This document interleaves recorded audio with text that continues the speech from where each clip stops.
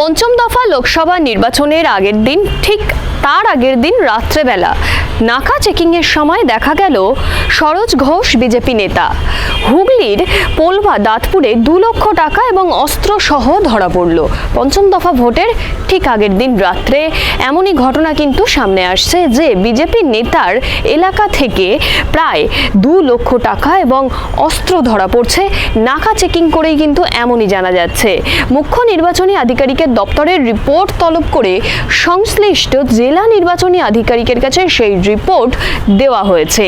পরবর্তী পদক্ষেপ অবশ্যই নির্বাচন কমিশন যা মনে করবে তাই নেবে, কিন্তু এই ঘটনা অবশ্যই এলাকায় চাঞ্চল্য ছড়িয়েছে। পঞ্চম দফার ভোট আজ প্রায় শেষের পথেই, আর ঠিক তার আগের দিন রাত্রেবেলা বিজেপি নেতার এলাকা থেকে বোমা উদ্ধার হচ্ছে, অস্ত্র উদ্ধার হচ্ছে, সাথে সাথে 2 লক্ষ টাকা ক্যাশও উদ্ধার হয়েছে নাকা চেকিংয়ের মাধ্যমেই।